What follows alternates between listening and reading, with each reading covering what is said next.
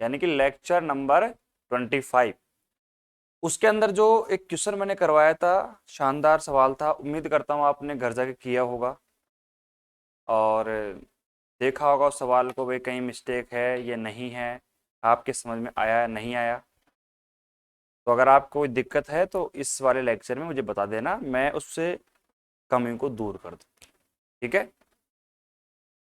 अब क्लास को स्टार्ट करते हैं। पर सुनो ध्यान से, सारे बच्चे ध्यान से सुनेंगे।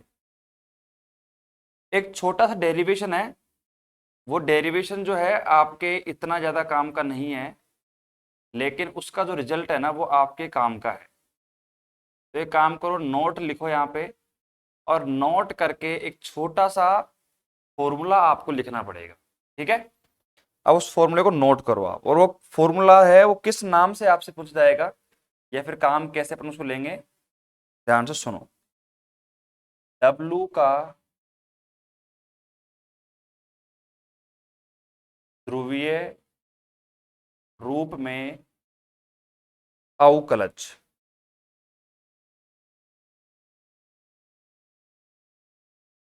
क्या है? W का ध्रुवीय रूप में अवकलज, डेरिवेटिव ऑफ W,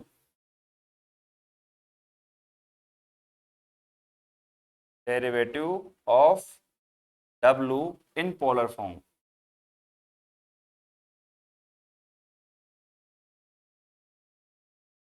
प्यारे बच्चों, इस रूप से या फिर इस तरीके से आपसे पूछा जाएगा, और W को बनाओ तो आप यहाँ पे कैपिटल बना देना, इतना कर देना बस। तो ये एक नोट डालो और नोट डालकर इसको लिखने की कोशिश करो। और यहाँ पे संजू कुमार कह रहे हैं कि सर PDF हिंदी में सेंड करो। देखो यार, एक बात बताओ, जब आप डेली लाइव क्लास ले रहे हो और लाइव क्लास लेने के बावजूद भी आप PDF कर रहे हो, तो ये तो फिर मेरे हिसाब से पढ़ ही नहीं रहे आप रेगुलर। और मैं नहीं डालूंगा PDF डालूंगा मैं यूनिट कंप्लीट होने के बाद, खत्म। नहीं डाल रहा मैं। यार संजू कुमार है, डेली क्लास ले रहा है रेगुलर, और नोट्स बना नहीं रहे, तो फिर क्या मतलब है? मैं कह रहा हूँ भाई रेगुलर नोट्स बनाओ ना, क्या दिक्कत है? आप 1 घंटे क्लास ले रहे हो तो रेगुलर नोट्स बनाओ। ठीक है, चलो। अब यहाँ पे इनका एक फॉर्मूला है। तो अभी आपने देखो पोलर फॉर्म के अंदर जो CR इक्वेशन पढ़ा था, वो भी आपने R और थीटा की फॉर्म में पढ़ा था, पता है आपको? R और थीटा की फॉर्म में आपने CR इक्वेशन पढ़ा था। उसी प्रकार यहाँ पे फॉर्मूला निकल के आते हैं दो, देखो DW अपॉन में DR, और एक आता है हमारे पास DW अपॉन में D थीटा। फॉर्मूला क्या है? देखो ध्यान सुनना, कोस थीटा माइनस का आयोटा साइन थीटा, और मल्टीप्लाई में हम करेंगे यहाँ पे DW अपॉन में DR। ये फॉर्मूला निकलेगा इसका, और इसका फॉर्मूला होता है माइनस का आयोटा अपॉन में R, और कोस थीटा माइनस का आयोटा साइन थीटा, और यहां पे आप डॉट लगाओ DW अपॉन में D थीटा। ये देखो, और इसमें कोई समझने वाली बात कुछ भी नहीं है, दो फॉर्मूले हैं, इसका बहुत बड़ा डेरिवेशन है, और वो डेरिवेशन कुछ भी काम का नहीं है, मतलब कुछ भी काम का नहीं है। आपके आज तक एग्जाम में आया नहीं और ना ही आएगा, इसकी अपनी गारंटी है। जो एग्जाम में आएगा वो तो हम करवा रहे हैं, उसमें कोई दिक्कत ही नहीं है। बस आप तो क्या करो, ये फॉर्मूले काम आएंगे, इसलिए इन फॉर्मूलों को बढ़िया तरीके से नोट कर लो। दोनों फॉर्मूलों को नोट करके DW अपॉन में DR और DW अपॉन में D थीटा, दोनों फॉर्मूलों को अपनी तरफ से बॉक्स में बंद करो, कुछ भी करो, लेकिन इनको अच्छे तरीके से नोट कर लो।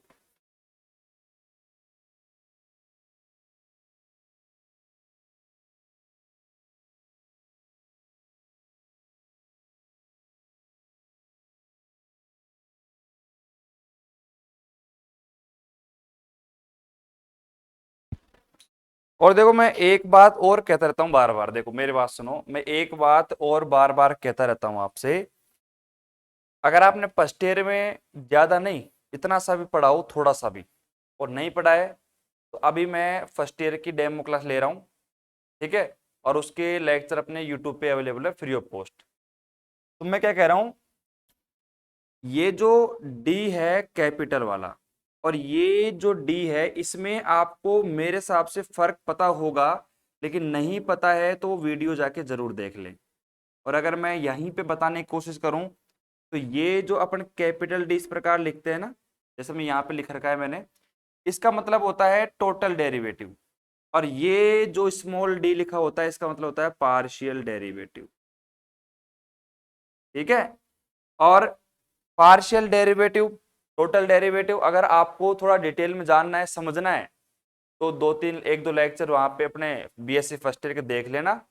उनमें मैंने बिल्कुल डिटेल से बता रखा है कि फिर आपको जिंदगी में कभी कंफ्यूजन नहीं होगी यहाँ पे कब तो अपन कैपिटल डी लगाएंगे, कब स्मॉल डी लगाएंगे, उसमें आपको कहीं पर भी कंफ्यूजन नहीं होगा अगर वो आपने वीडियो लेक्चर देख लिए तो, ठीक है। बात समझ में आ रही है आपको? तो इसको लिख लिया, चलते हैं, ठीक है। इसको मैंने यहां से हटा दिया, इसको याद रखना, बस यही हमारा काम है, इसको याद रखना।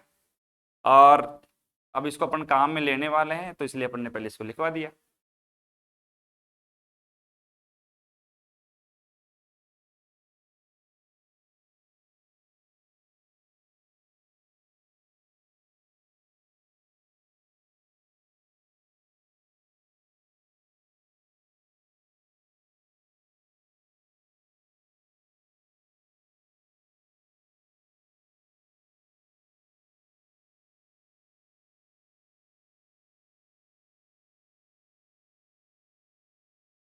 हाँ भाई, तो अब बहुत ही तरीके से अपन एक सवाल लिखते हैं और सवाल की लैंग्वेज को भी एक बार पकड़ने की कोशिश करना कि भाई सवाल क्या कहने की कोशिश कर रहा है, ठीक है। अच्छा सवाल है, वेरी वेरी इंपॉर्टेंट सवाल है और एग्जाम में आया हुआ सवाल है। देखो क्वेश्चन है, यहाँ पे लिख रहा हूं मैं,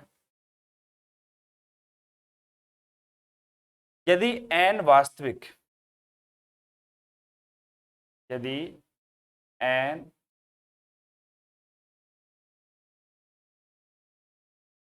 वास्तविक हो तो प्रदर्शित कीजिए,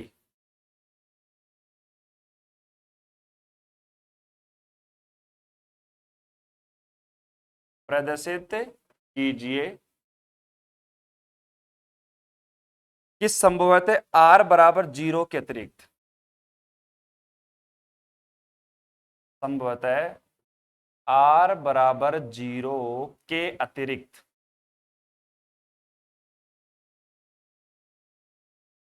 r बराबर 0 के अतिरिक्त, यहाँ पे आपको फंक्शन का मान दे रखा है r की पावर n, इसको मैं उधर लिखूं तो अच्छा रहेगा, ठीक है।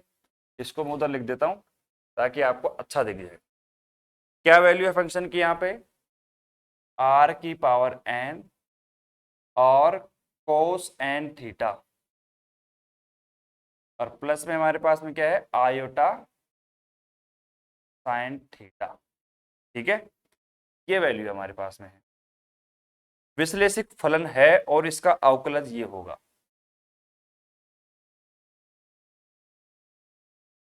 विश्लेषिक फलन है और इसका अवकलज ये होगा।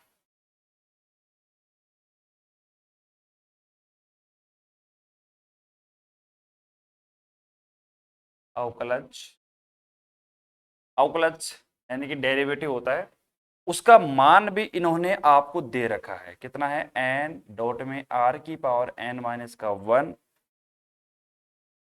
कोस n माइनस का 1, यहाँ पे लगा दो थीटा, प्लस में यहाँ पे लिखो आयोटा साइन थीटा, और यहाँ पे लिखो आप माइनस का n माइनस का 1, और यहाँ पे थीटा है तो यहाँ पे नहीं होगा, और यहाँ पे है।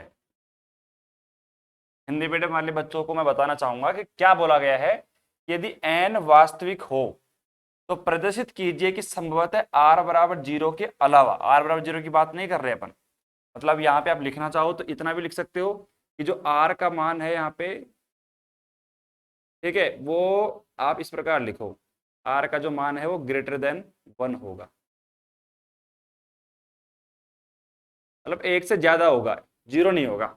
1 भी हो सकता है लेकिन 1 से ज्यादा ही अपन लेके चलेंगे, ठीक है। तो यहाँ पे बोला है कि ये आपका फंक्शन का मान है आर की power N cos N theta plus में आयोटा साइन थीटा विश्लेषिक फलन है, और इसका अवकलज भी आपको दे रखा है। मुझे पता है कि अभी सवाल किसी को समझ में नहीं आया, और बिल्कुल भी नहीं आया, अभी समझाएंगे। अभी तो मैं केवल आपको क्वेश्चन नोट करवा रहा हूं। If N is real show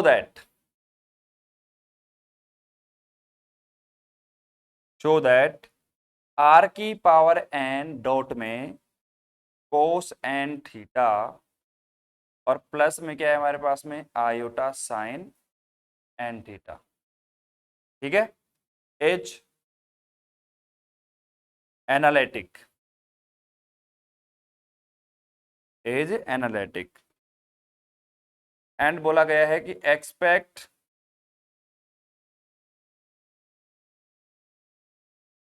accept possibly when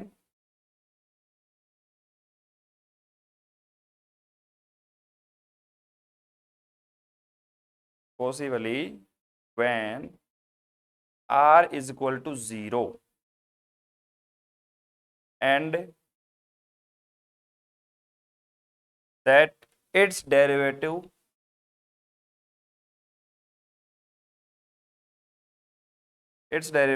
is, ऊपर लिखा हुआ है वही यहाँ पे लिख रहा हूं मैं, एन डॉट में आर की पावर एन माइनस का 1 कोस एन माइनस का 1 थीटा, ठीक है। और यहाँ पे लिख रहा हूँ प्लस का आयोटा साइन एन माइनस का 1 थीटा। तो एक बार सवाल को आराम से उतारेंगे, बहुत ही अच्छा सवाल है ये, मान लो कि वेरी वेरी वेरी मोस्ट सवाल है, इंपोर्टेंट सवाल, और एग्जाम में आ सकता है, टपक सकता है। कभी कभार जब पेपर थोड़े से डिफिकल्ट बनते हैं, हार्ड बनते हैं ना, तो आपको ऐसे सवाल देखने को मिल जाते हैं।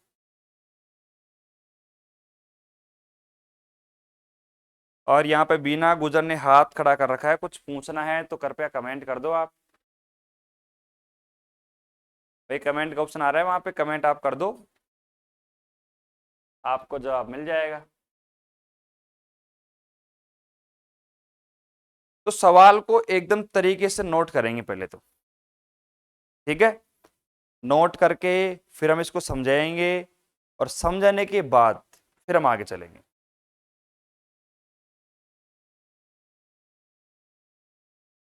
समझाने के बाद फिर हम आगे चलेंगे।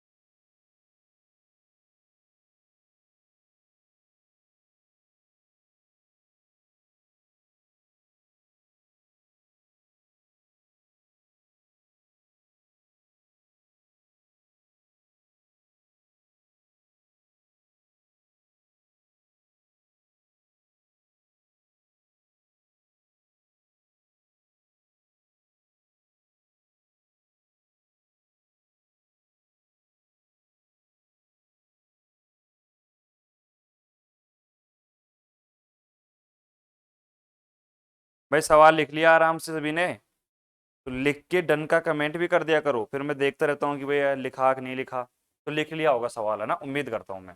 अब ध्यान से सुनो आराम से आप, हम इसका आंसर करेंगे, लेकिन आंसर करने से पहले अपन समझे तो सही कि सवाल अपन से क्या पूछने की कोशिश कर रहा है, ठीक है। तो सबसे पहला काम, स्टेप नंबर फर्स्ट, हम देखेंगे कि भाई सवाल में क्या गिवन है। हमने देखा कि यार ज्यादा कुछ बोला नहीं है कि n का जो मान है वो रियल होगा, ठीक है, तो ये लिख लो आप, n बराबर जो है वो रियल होगा। और उसके अलावा क्या बोला गया है कि r बराबर 0 नहीं होगा, यानी कि r का जो मान है वो 0 के अतिरिक्त, मतलब ये नहीं होगा, r का मान 0 नहीं होगा, देख लो यहाँ पे नहीं होगा। चलो उसके आगे हम चलते हैं, तो ये हमारे पास ये मान दे रखा है, तो यहाँ पे सबसे ज्यादा इंपॉर्टेंट वैल्यू क्या है, w बराबर r की पावर n, ठीक है, और कोस एन थीटा प्लस में आयोटा साइन एन थीटा, ठीक है, यहाँ पे दोनों जगह क्या है, एन थीटा है, और दोनों जगह एन थीटा है या नहीं है मैं एक बार चेक भी कर लेता हूँ, क्योंकि सवाल में अगर कहीं मिस्टेक हो गई तो फिर पूरा सवाल गलत हो जाएगा।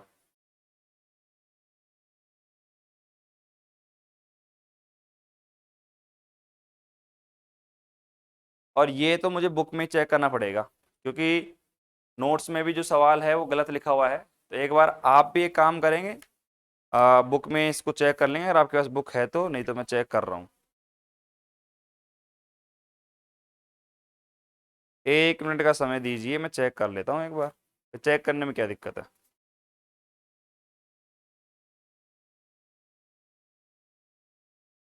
हाँ भाई, दोनों जगह क्या है, एन थीटा है, मतलब यहाँ पे देख लेना, अगर मैंने नहीं लिखा है तो यहाँ पे देखो साइन है ना, वो साइन क्या है हमारे पास में, एन थीटा है, तो इसको लिख लेना आप, साइन है और फिर एन थीटा भी साथ साथ में है, साइन तो है ही लेकिन एन थीटा भी साथ में है, और इंग्लिश मीडियम वाले को तो मैंने सही लिखवा दिया था, देखो बिल्कुल सही है, साइन एन थीटा, ठीक है।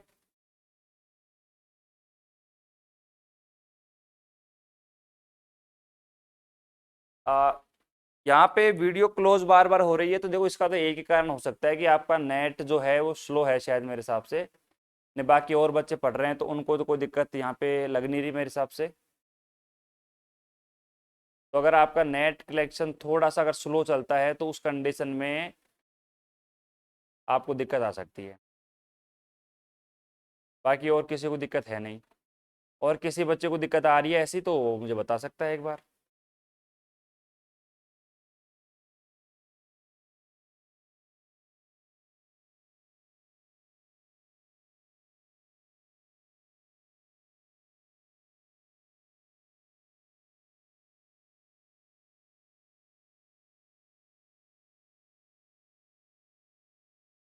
हाँ भाई, तो अब यहाँ पे मेरे मैं जो कह रहा था उसको ध्यान सुनो, स्टेप नंबर फर्स्ट में हम बात करते हैं कि एन बराबर हमारे पास में क्या है, रियल नंबर, आर बराबर 0 नहीं लेना है, डब्ल्यू बराबर आपको दे रखा है आर की power N cos N theta plus में आयोटा साइन एन थीटा, ये आपको दे रखा है, मतलब ये क्या है, आपको गिवन है। चलो भैया बहुत अच्छी बात है।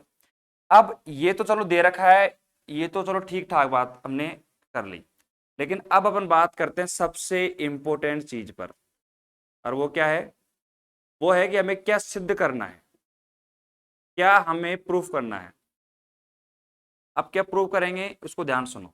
सबसे पहली बात तो इसने क्या बोला है कि आपको विश्लेषिक प्रूफ करना है,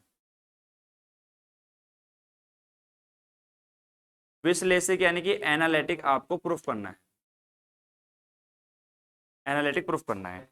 अब मुझे एक बात बताओ, एनालिटिक प्रूफ करने के लिए हम क्या करते हैं, एनालिटिक प्रूफ करने के लिए कंफ्यूज मत होना, देखो जो आपको आता है वो बताओ।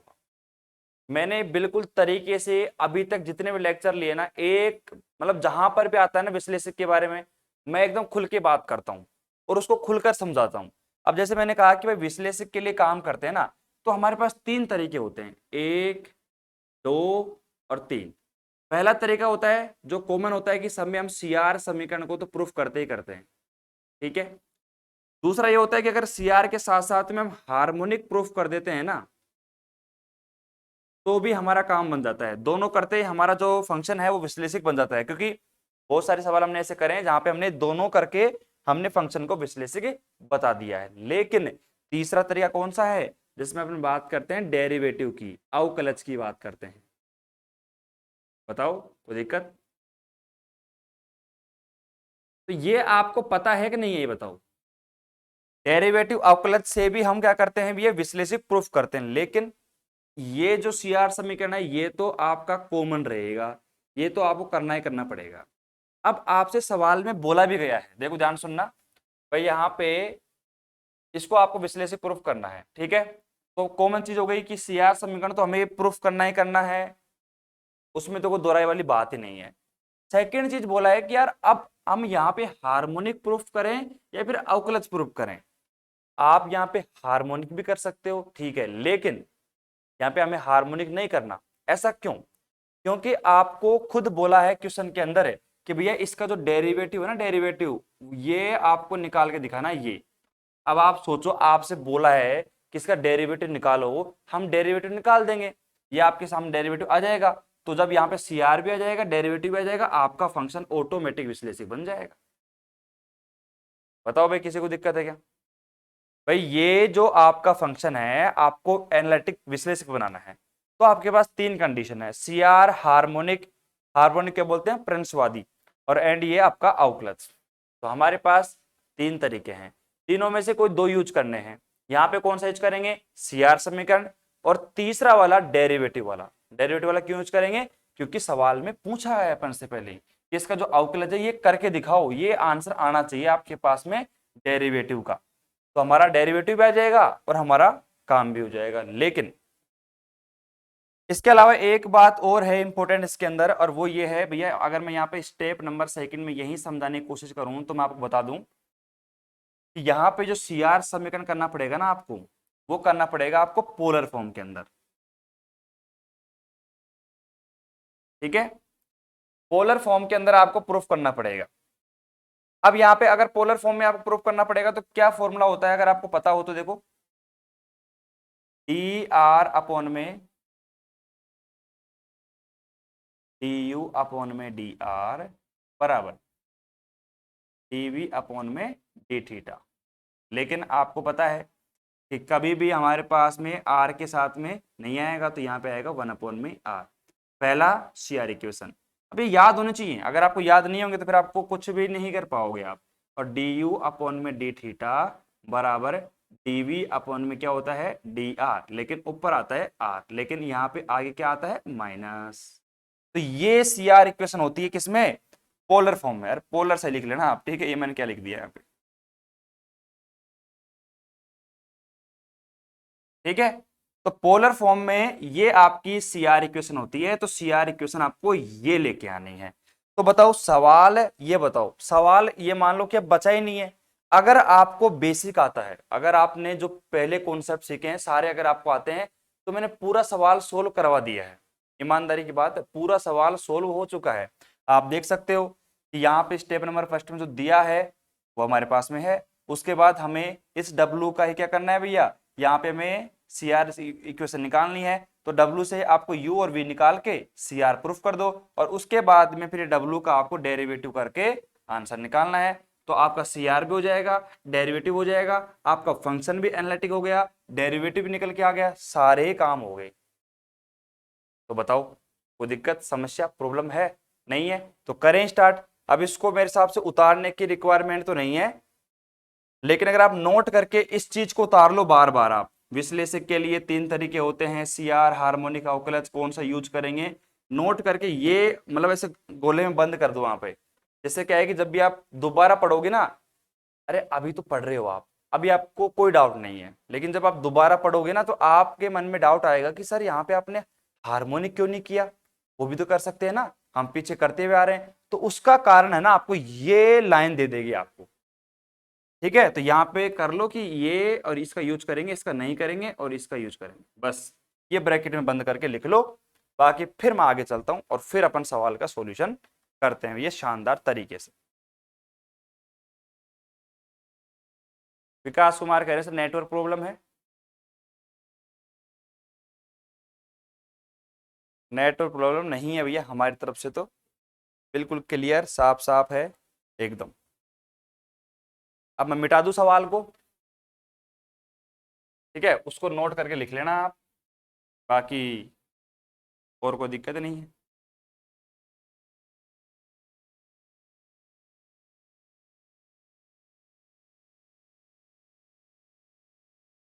तो देखो मैं चाहता ना तो सवाल, अब तो देखो आधे घंटे क्लास हो गई, पर वही बात है ना, इस सवाल को 10 मिनट में करवा देता मैं।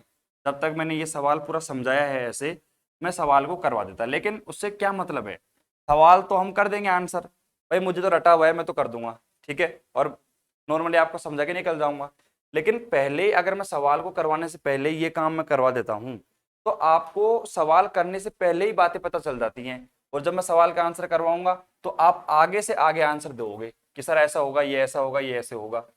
बस वही हमें चाहिए।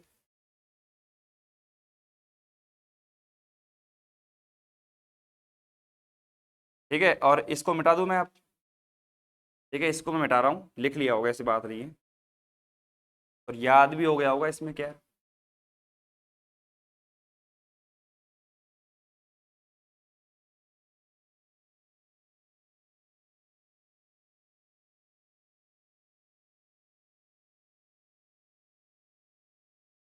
अब देखो बिल्कुल तरीके से हम सीखेंगे एकदम इसका आंसर, और ज़्यादा डिफिकल्ट कोई हार्ड नहीं है, एकदम सिंपल है।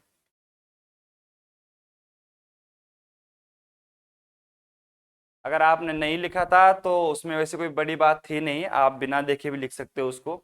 ठीक है, रिकॉर्डेड लेक्चर देख लेना, और तो क्या करें बताओ आप।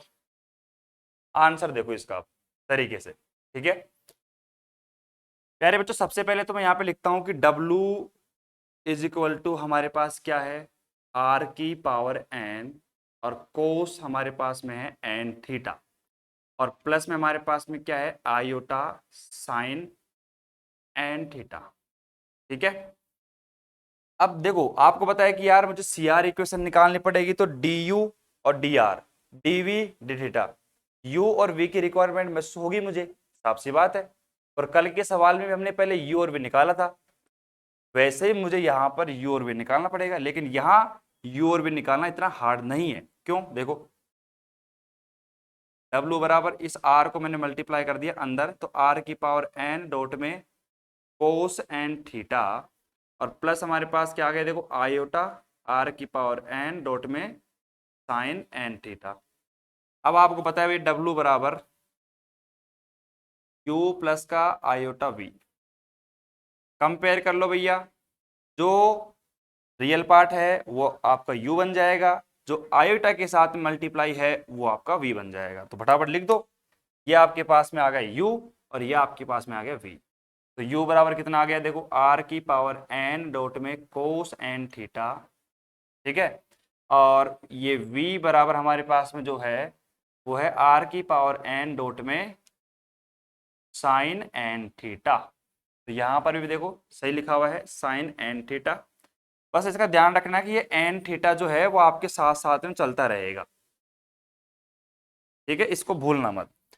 तो ये आपके पास में यू का माना गया, वी का माना गया, बताओ अब क्या दिक्कत है। अब हमारे पास जो सी आर इक्वेशन है उसको स्टार्ट कर दो, सेटिस्फाई करवाना। अब यहाँ पे हम सी आर इक्वेशन, यानी कि फर्स्ट हमारा काम क्या था, सी आर इक्वेशन प्रूफ करना, सी आर समीकरण प्रूफ करेंगे अपन। तो पहला सबसे काम क्या है हमारे पास, डी यू अपॉन में हमारे पास में क्या होता है, डी आर। तो डी अपॉन डी आर निकाल दो, यू हमारे पास ये रहा, और आर के रेस्पेक्ट में इसका डेरिवेटिव करना है। और मैं पहले भी कह रहा था, ये जो स्मॉल डी है ना, इसका मतलब क्या होता है, पार्शियल डेरिवेटिव, आंशिक अवकलन। और अगर आपने आंशिक अवकलन थोड़ा बहुत भी सीखा है ना, तो मैं आपको बता दूं कि जिसके रेस्पेक्ट में मैं डेरिवेटिव करता हूं ना, केवल उससे मुझे काम है, वही मेरा दोस्त है, उसके अलावा मैं किसी को जानता ही नहीं हूं। तो मैं यहाँ पे डेरिवेटिव किसा कर रहा हूँ, आर के रेस्पेक्ट में। तो ये पूरे यू की टर्म के अंदर आपको केवल आर से काम है, बाकी ये कोस एन थीटा कुछ भी हो, हमें उससे कुछ भी काम नहीं है। तो मुझे बताओ आर की पावर एन का डेरिवेटिव क्या होता है, एन डॉट में आर की पावर एन माइनस का 1, और डॉट में हमारे पास कोस एन थीटा, ऐसे कैसे आ जाएगा, काम बन गया हमारा। ठीक है, समीकरण में नाम देना चाहो तो आप दे सकते हो कि ये इक्वेशन नंबर हमारे पास फर्स्ट है, ये हमारे पास इक्वेशन नंबर सेकंड हो गई। ठीक है, आगे चलूं मैं। अब मैं यहाँ पे डी यू अपॉन में डी थीटा निकाल लेता हूं। अब मेरा दोस्त कौन है, मेरा दोस्त है थीटा, मैं आर को जानता ही नहीं हूं, तो चलो आगे चलते हैं। ये हमारे पास में यू है, D you upon D theta निकाल रहा हूँ, आर की पावर एन तो मेरे पास कॉन्स्टेंट है, उससे मुझे कोई काम ही नहीं है। अब यहाँ पे देखो कोस एन थीटा, कोस का क्या हो जाएगा, कोस का हो जाएगा माइनस का साइन एन थीटा, एकदम सही है। लेकिन आपका दोस्त कौन है, थीटा, तो ये भी तो बच गया साथ साथ में एन थीटा, तो थीटा क्या हो गया 1 और ये एन आ गया आगे की तरफ। बस ये गलती मत करना आप, माइनस और ये एन आगे भी आएगा। अरे भैया एन थीटा है, थीटा का 1 बन गया और ये एन कहाँ जाएगा, इसको तो लेके आओ परिवार के अंदर, ये मैंने एन को यहाँ पे लिख दिया। समीकरण नंबर ये हमारे पास 3 आ गया। अब क्या करेंगे, यहाँ पे 2 3 हो गया। अब अपन बात करते हैं यहाँ पे डीवी अपॉन में डी आर की। अब डीवी अपॉन डी आर मेरे पास ये रहा, इसका निकाल देते हैं। तो वही काम करना है यहाँ पर भी, आर से काम है, तो देखो एन डॉट में आर की पावर एन माइनस का 1 और यहाँ पे साइन एन थीटा से में कोई काम ही नहीं है, समीकरण नंबर 4। और यहाँ पे अपन को निकालना है डीवी अपॉन में डी थीटा, यहाँ पे थीटा से काम है, तो देखो आर की पावर एन, तो ऐसे कैसे साइन का हो जाएगा कोस एन थीटा, थीटा का 1 और एन आपका आगे आ जाएगा। यह आपका समीकरण नंबर 5।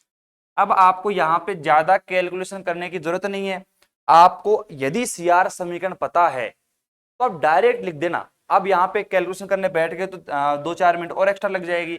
अब यहाँ पे आपको अगर सीधा पता है तो आपको पता है कि भैया डी यू अपॉन में जो डी आर है वो D V upon D R के बराबर होगा। तो मैं क्या करूंगा, देखो ध्यान सुनना, समीकरण 2 और 4 से, समीकरण 2 बराबर 4, समीकरण 2 कहाँ रहा, ये रहा डी यू अपॉन में डी आर, समीकरण 4 क्या है डी वी अपॉन में डी आर, ठीक है। तो यहां पे बराबर कर देंगे इसको, वैसा ये एकदम कोई दिक्कत थोड़ी है। तो यहां पे अपन बराबर कर देंगे तो ये हमारे पास क्या आ जाएगा, देखो ध्यान सुनना, डी यू अपॉन में डी आर बराबर 1 अपॉन में आर और यहाँ पे क्या आता है डी वी अपॉन में डी थीटा आएगा। तो यहाँ पे आप सोचो हमें समीकरण 4 नहीं समीकरण 5 को बराबर करना पड़ेगा। अब ये बात कैसे पता चली, आपको सी आर समीकरण याद होना चाहिए बस। अब उसके बाद में मैं क्या करूंगा, इक्वेशन जो हमारे पास बची है अलग से, समीकरण हमारे पास 3 बराबर 4 करेंगे। वैल्यू क्या होती है भैया, डी यू अपॉन में डी थीटा बराबर माइनस का आर और ये हमारे पास डी वी अपॉन में डी आर। बस ये क्या है कि सी आर समीकरण आपको पता होना चाहिए। अब आप यहाँ पे सोल्व करोगे ना 3 और 4 को, यही वैल्यू मिलेगी, ठीक है। और इसके अलावा अगर आप समीकरण 2 और 5 को सोल्व करोगे आपको यही वैल्यू मिलेगी, सोचने की भी आपको जरूरत नहीं है। अब आपको दिक्कत महसूस हो रही है तो आप करके देख लेना आराम से। तो हमारा पहला काम क्या था, सी आर समीकरण को प्रूफ करना, वो हो चुका है, उसमें कोई दिक्कत नहीं है। तो पहला आप आराम से उतारो और सेकंड जो इसका डेरिवेटिव है उसको हम करेंगे थोड़ी देर बाद, इसको उतार लो, ठीक है। अब यहाँ पे क्या है, वो थोड़ा डेरिवेशन बड़ा होगा इसलिए हम यहाँ पे नहीं करेंगे, जगह नहीं है, यहीं से स्टार्ट करेंगे उसको। तो ये पहला स्टेप है, उसको आराम से उतार लो, फिर हम आगे चलते हैं, इसका डेरिवेटिव निकालते हैं और सवाल को सोल्व कर देते हैं।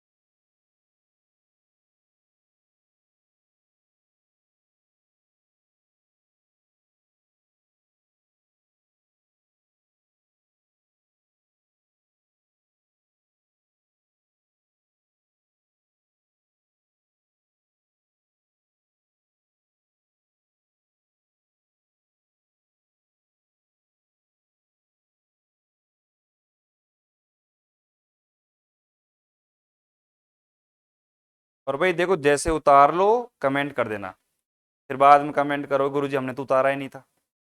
तो उतारते ही कमेंट कर देना,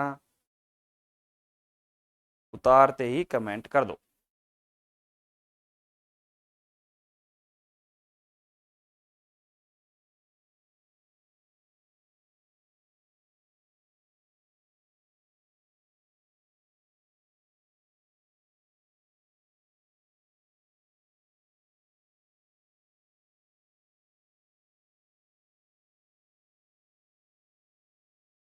10 है भैया, चलो उतार लिया। अब ध्यान से सुनो। अब देखो वैसे तो सब कुछ मैंने पहले ही बता दिया, तो मतलब आपको वैसे कोई दिक्कत आएगी नहीं। मतलब पूरी जो स्टेप है मैंने कंप्लीट पहले आपको बता दी कि अब आगे क्या करना है। अगर थोड़ा सा दिमाग लगा लो तो सवाल आप ही कर सकते हो। और इसीलिए मैं बताता हूँ स्टेप, क्योंकि कई बच्चे ऐसे होते हैं मतलब उनको थोड़ा बहुत हिंट चाहिए होता है, वो ऑटोमेटिक आगे सवाल खुद कर लेते हैं। तो सबका भला हो रहा है यहाँ पे, तो बिल्कुल बेसिक से चल रहा है, उसको कोई दिक्कत आएगी नहीं। और जो बिल्कुल मतलब थोड़ा भाई ऐसा रहे कि हम लोग को ज़्यादा डीप में नहीं जाना और नॉर्मली पढ़ना है, उसका भी काम हो रहा है यहाँ पे, तरीके से हो रहा है जो। तो ठीक है। अब अपन को क्या करना है, अपन को करना है यहाँ पे इसका डेरिवेटिव निकालना है। तो डेरिवेटिव निकालना तो है, लेकिन उसके लिए हमें एक फॉर्मूला याद करना पड़ेगा। और अभी थोड़ी देर पहले मैंने उसको नोट करके लिखवाया था, याद करो। डी डब्ल्यू अपॉन में डी आर। ठीक है, क्या था फॉर्मूला? फॉर्मूला था आपका कोस थीटा माइनस का आयोटा साइन थीटा।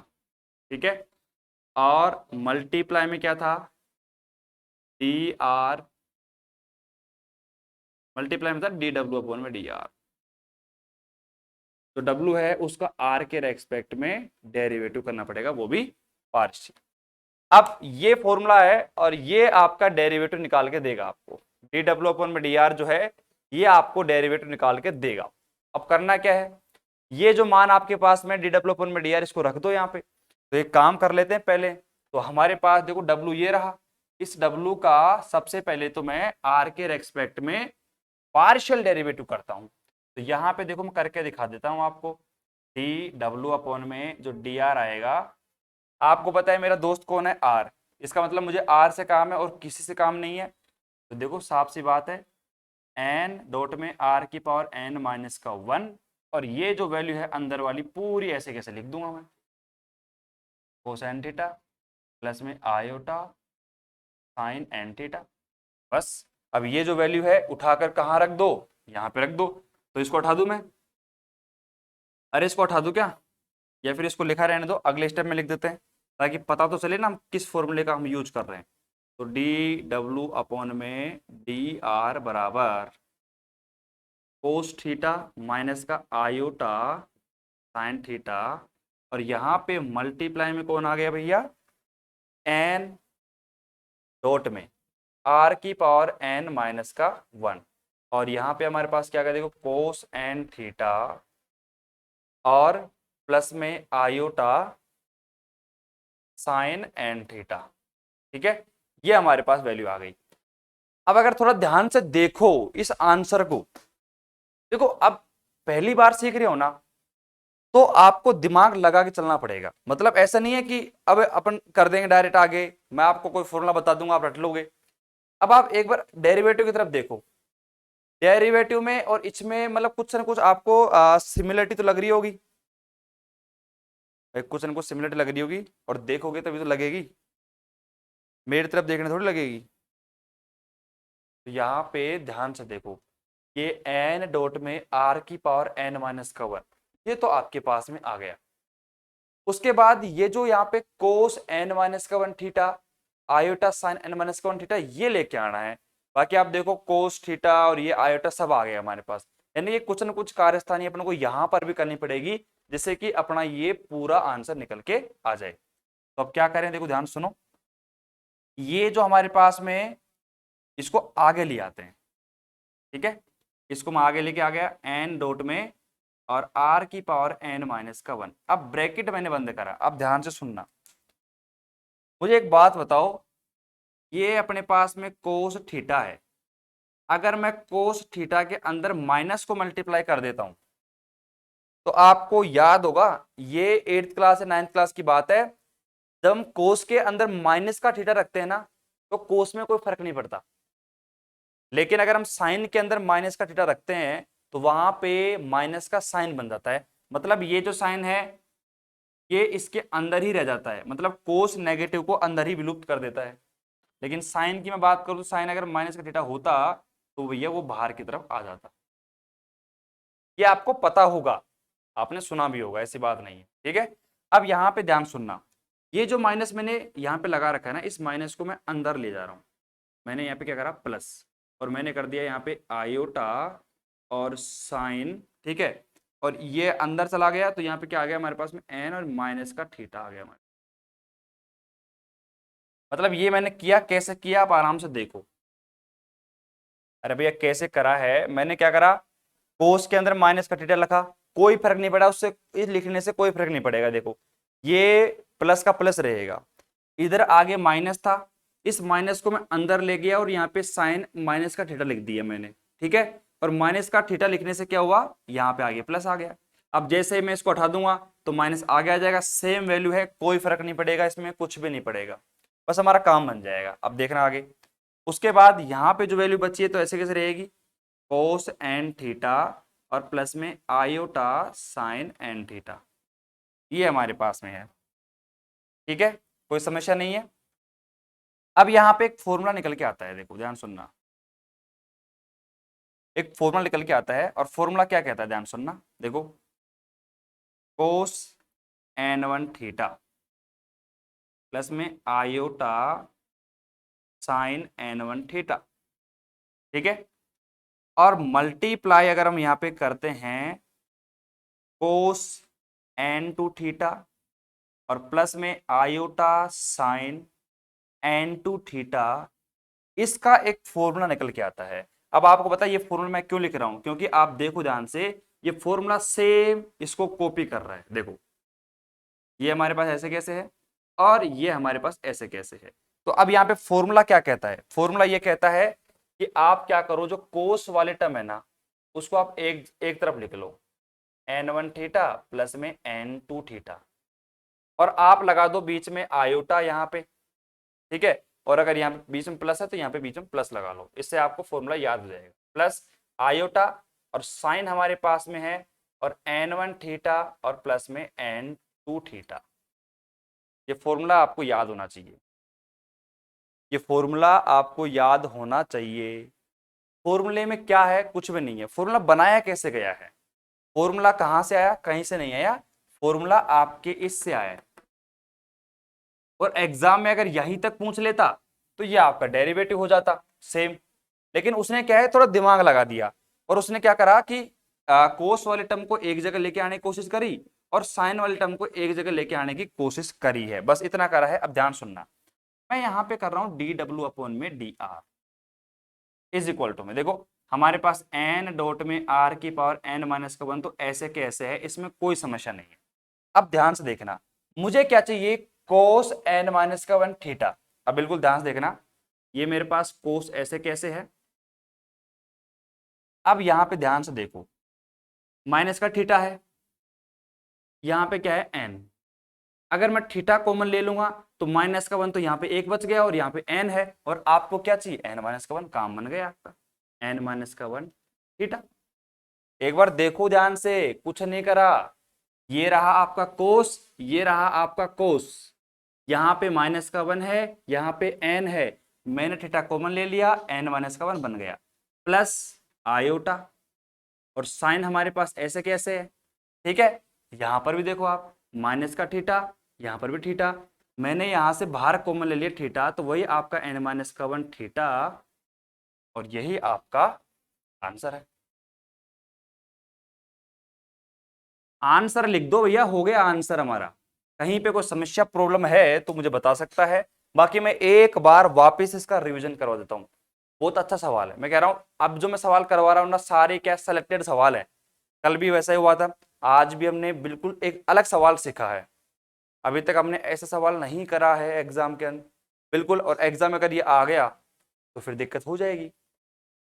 तो यहाँ पे एक ध्यान सुनना, देखो डब्लू बराबर आपके पास मान है, डब्लू बराबर हमने अलग करा, यू और भी निकाला, तो सी आर इक्वेशन निकाल दिया इससे, तो चलो उसके बाद हमने D W upon D are आराम से निकाल सकते हैं इसका मान। क्यों निकाला, क्योंकि हमें पता है कि जो डब्लू का derivative form in polar form, ये फॉर्मूला निकल के आता है D W upon D R cos theta minus का iota sine theta D W upon D R. यहाँ पे मैंने इसका मान रख दिया। उसके बाद हमने क्या करा, ये बस आपको यहाँ पे जो याद रखना है ना, वो यहाँ पे रखना है आपको, याद रखना पड़ेगा। और याद क्या रखना पड़ेगा कि ये जो माइनस हम अंदर लेके गए थे, इसके कारण ही यहाँ पे ये n-1 और n-1 बना पाए हैं, नहीं तो अपन नहीं बना पाते। सुन रहे हो मेरी बात? और एग्जाम में अगर मान लो सपोज करो इस साल अगर ये सवाल ये n-1 n-1 नहीं आया और सिंपल ऐसे पूछ लिया कि भैया यहां तक ही लिखना है, मतलब यही आपको आंसर दे दिया कि cos थीटा प्लस में आइटा साइन थीटा और cos n theta iota sine theta, तो बस हमारा काम यहां तक बन गया। लेकिन बच्चे क्या करते हैं, रटते हैं, और वो जब ये आंसर दे देंगे ना तो बच्चे सोचेंगे कि यार ये तो कोई दूसरा सवाल दे दिया सर ने, कोई दूसरा सवाल आ गया यहाँ पे, तो बस वही बात है। इसलिए आपको थोड़ा दिमाग लगा के चलना है। बस माइनस हमने अंदर कर दिया और ये फॉर्मूला मैंने आपको बता दिया, फॉर्मूला बस केवल बनाया गया है इस सिचुएशन को देखकर, देख लो आप, फॉर्मूला आ गया और यहाँ पे मैंने थीटा कॉमन ले लिया, आंसर आ गया आपके सामने है। कहीं पे कोई समस्या प्रॉब्लम है तो बता सकते हैं, बाकी फिर हम आगे चलते हैं। कोई डाउट है?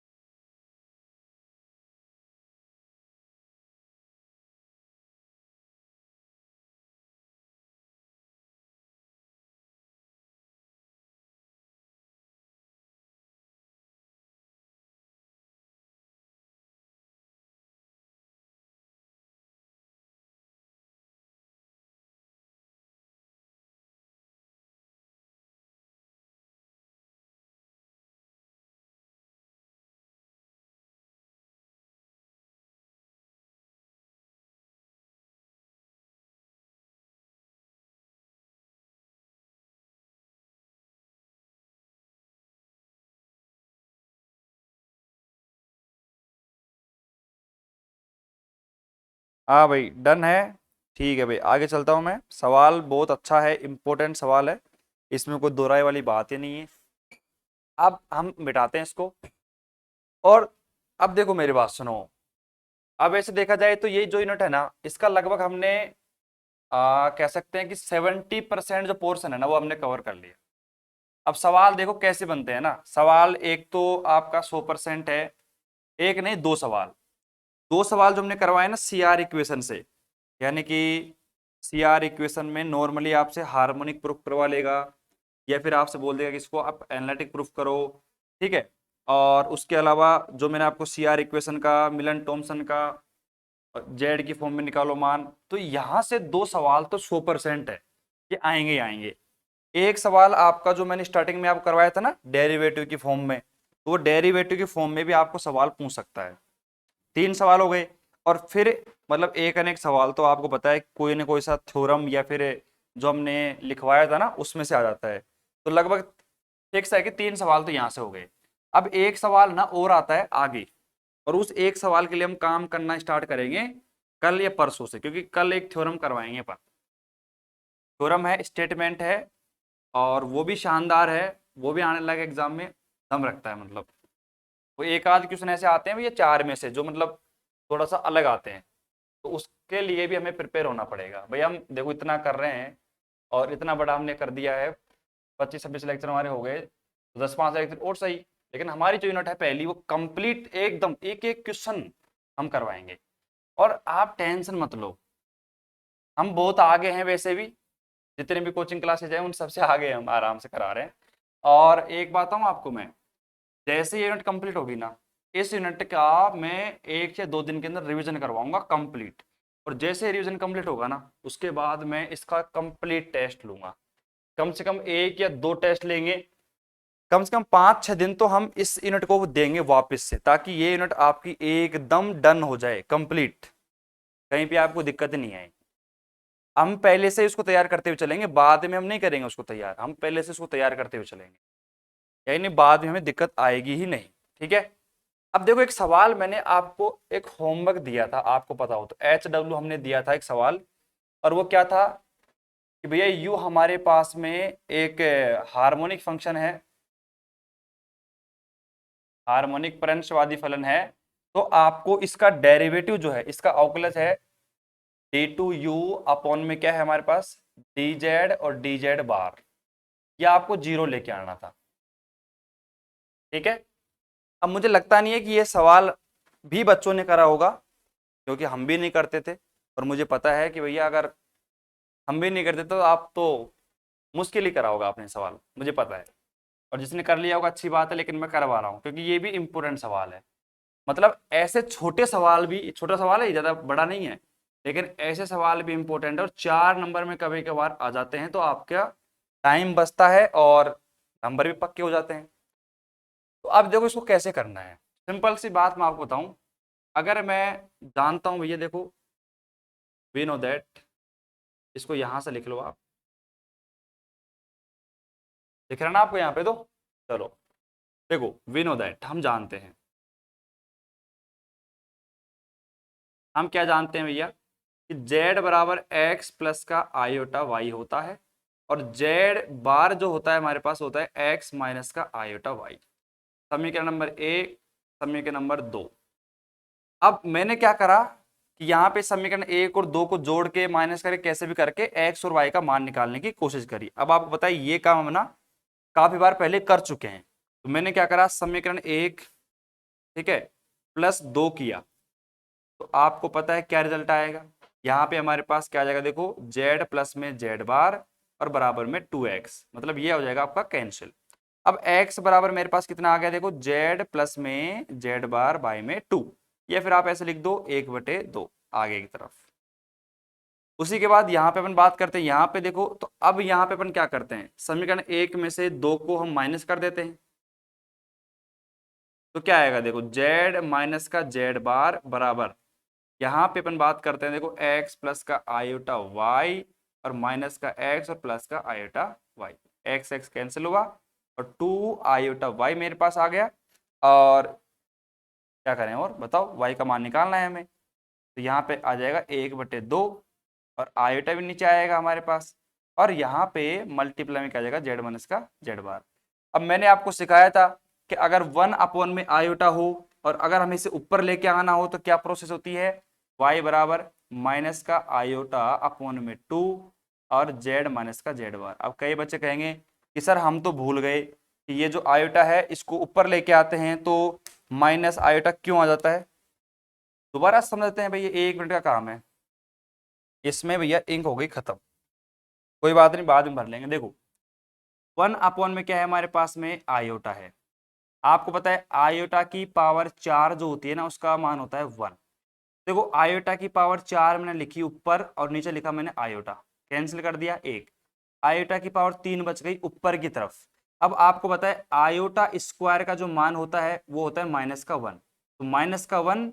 और यहाँ पे देखो इसको आयोटा क्यूब को मैं कैसे लिख सकता हूँ, आयोटा स्क्वायर मल्टीप्लाई में आयोटा। अब आयोटा स्क्वायर का मान होता है -1 और ये आपका आयोटा, तो मैंने ऊपर कैसे ले गया पता चल गया आपको, ठीक है।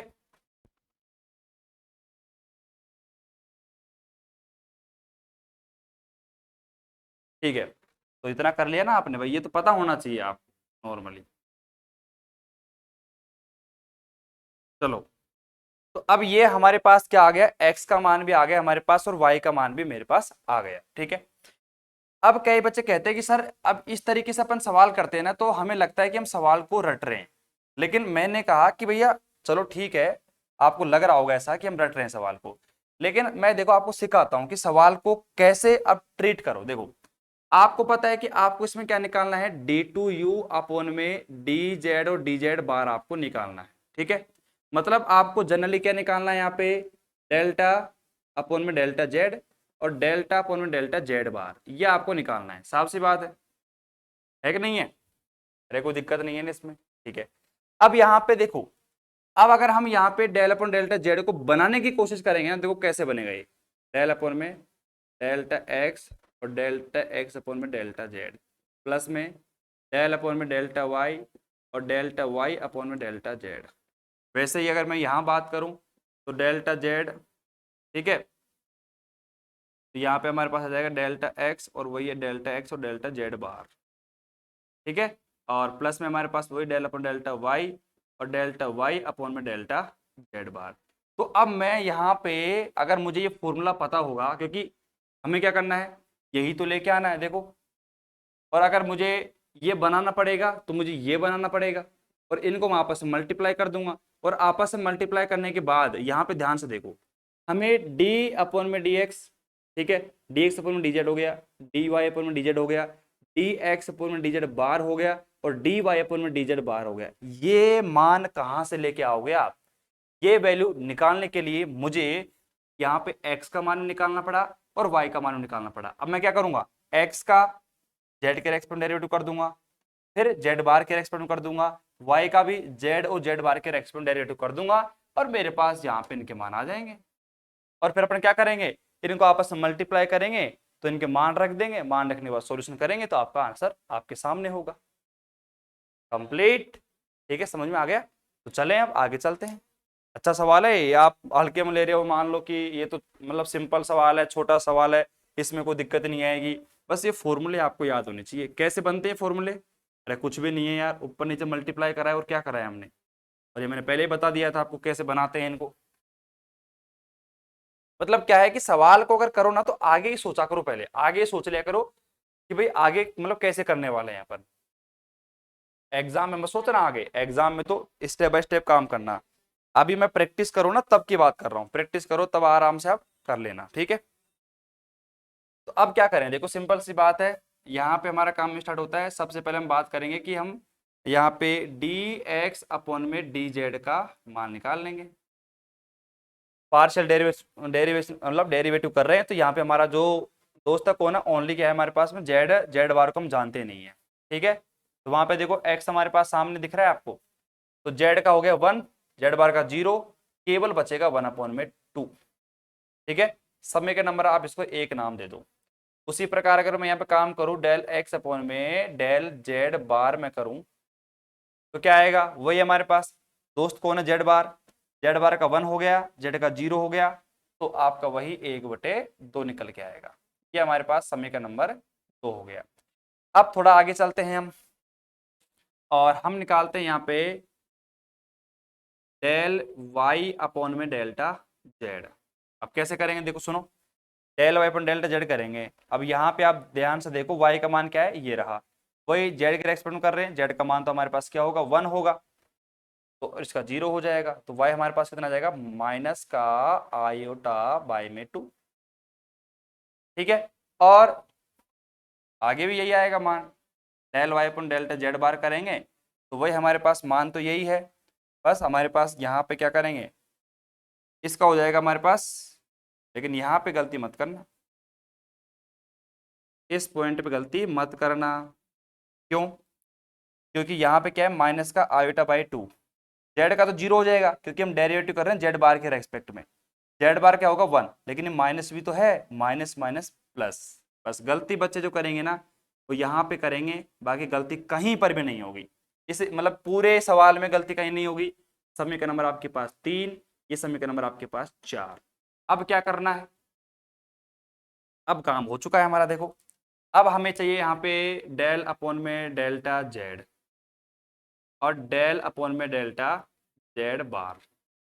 आराम से करेंगे, देखो डेल अपॉन में डेल्टा एक्स और डेल्टा एक्स अपॉन में डेल्टा जेड बनाना आता है आपको। ऊपर नीचे मैंने एक्स से मल्टीप्लाई करा है, प्लस डेल अपॉन में डेल्टा वाई और डेल्टा वाई अपॉन में डेल्टा जेड।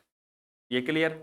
उसके बाद मैं यहाँ पे नीचे आता हूँ तो देखो डेल अपॉन में डेल्टा एक्स और डेल्टा एक्स अपॉन में डेल्टा जेड बार, प्लस डेल अपॉन में डेल्टा वाई और डेल्टा वाई अपॉन में डेल्टा जेड बार। क्लियर एकदम। अब यहाँ पे अपन क्या करते हैं भैया, मान रख देते हैं इनका, इनका मान पुट कर दो, और अगर इनको आपस में मल्टीप्लाई भी करना चाहो तो कर दो साथ साथ में। देखो डेल 2 अपॉन में डेल जेड और del Z bar is equal to में, यहाँ पे इसका देखो पहले तो डेल अपॉन में क्या आ जाएगा, डेल्टा एक्स मल्टीप्लाई में डेल्टा एक्स और डेल्टा जेड का मान क्या है बताओ मुझे। समीकरण नंबर 1 से मैं लिख सकता हूँ 1/2, प्लस मेरे पास में है डेल अपॉन में डेल्टा वाई है, यहाँ पे मान कितना है, डी वाई अपॉन में डी जेड। कहाँ पे है भैया, डी वाई अपॉन में डी जेड का मान है माइनस का आयोटा बाई में 2। इसको कर दिया मैंने ब्रैकेट को बंद, यहाँ पे लगाया डॉट। यहाँ पे अपन स्टार्ट करते हैं दोबारा से। देखो अब यहाँ पे देखो डेल अपॉन में हमारे पास में क्या है, डेल एक्स है, और मल्टीप्लाई में क्या है, डी एक्स अपॉन में डी जेड बार। उसका मान भी क्या है हमारे पास में, वही 1/2 है। आगे चला मैं तो बीच में लगाया प्लस, डेल अपॉन में हमारे पास क्या है, डेल्टा वाई है, डी वाई अपॉन में डी जेड बार का मान क्या है, प्लस का 1/2। अब ये मेरे पास मान निकल के आ गए। अब क्या करना है, अब कुछ नहीं करना, समझदार हो सारे, इसको तो ऐसे कैसे रहने दो इधर, और पर्सनली सबका भाग लगाना स्टार्ट कर दो। और अगर आप थोड़ा ध्यान दो, देखो यहाँ पे 1/2, 1/2 यहाँ से बाहर ले लूँ तो यहाँ से 1/2 बाहर आ जाएगा, 1/2 यहाँ से ले लो, यानी कि 1/4 में ले लूंगा बाहर की तरफ, 1/4 मेरा आ जाएगा बाहर। और अब क्या करना है, ये बटे वाले ये 1/2 तो गया बाहर। अब क्या करना है, पर्सनली आप इनको क्या कर दो, मतलब मल्टीप्लाई कर दो। देखो मैंने इसको मल्टीप्लाई करा इससे तो क्या आ जाएगा, देखो हमारे पास d2 अपॉन में डी एक्स स्क्वायर, देख लो आराम से। उसके बाद मैंने इसको मल्टीप्लाई करा इससे तो मेरे पास क्या आएगा, देखो प्लस का यहाँ पे आयोटा बनेगा, और यहाँ पे बनेगा d2 अपॉन में डेल एक्स और डेल वाई बनेगा। क्लियर एकदम। उसके बाद मैंने इसको मल्टीप्लाई कर दिया इन दोनों से, अब ये वाले जो है इसको मल्टीप्लाई कर दो यहाँ पे, तो यहाँ पे मल्टीप्लाई करो आराम से। देखो माइनस हमारे पास, और d2 अपॉन में डी एक्स और डी वाई बन गया। और यहाँ पे जब इसको मल्टीप्लाई इससे करोगे तो ये बन जाएगा हमारे पास माइनस का क्या बन जाएगा, d2 अपॉन में डी वाई स्क्वायर। ठीक है, ये आपका बन गया। लेकिन अब बच्चे गलती कहाँ करेंगे, आयोटा आयोटा और आयोटा आयोटा मिलकर क्या बनाएंगे, आयोटा स्क्वायर बनाएंगे, और आयोटा स्क्वायर का मान क्या होता है, -1, तो ये बन गया आपका प्लस का। आराम से देखो, मैं किसी को फोर्स नहीं कर रहा, एक एक चीज को देखो आप, ठीक है, तरीके सीख गए आप, कोई समस्या नहीं है, ठीक है। अरे भैया कोई दिक्कत नहीं है ना, सही है। और यहाँ पर भी थोड़ा आगे चलते हैं अपन, और ये आपका 1/2 आ गया, ठीक है। अब देखो ये हमारे पास जो वैल्यू है, देखो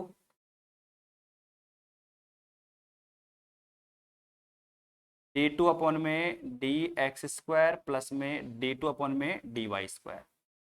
हमने कहीं मिस्टेक करी है, ये जो टर्म है आपस में कैंसिल होगी, और वो तो आपको साफ ही दिख रहा है।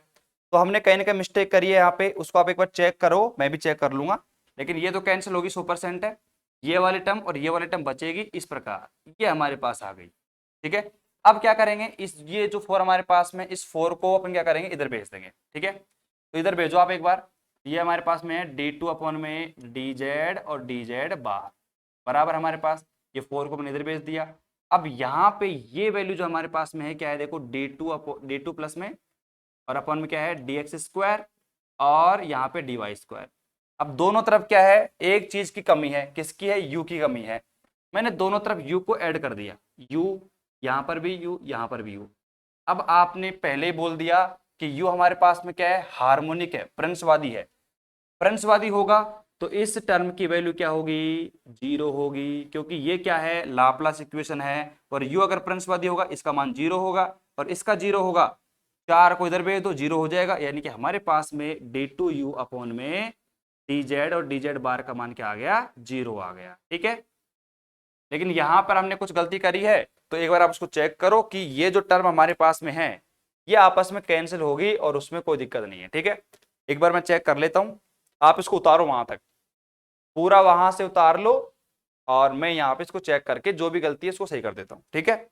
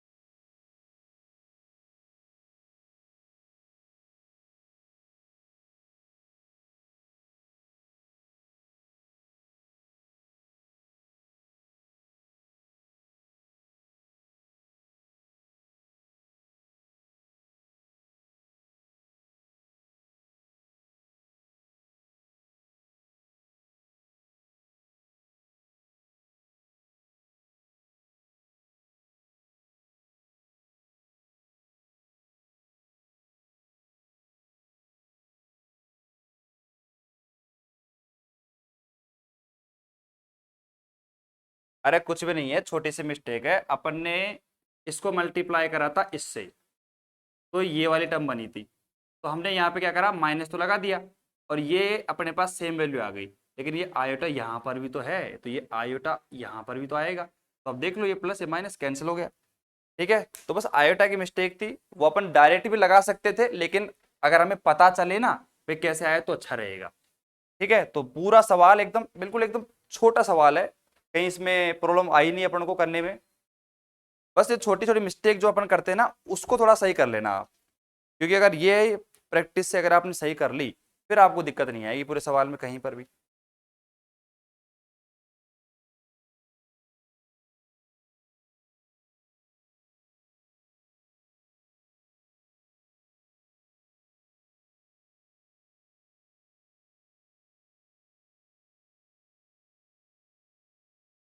ठीक है, उतार लिया भैया,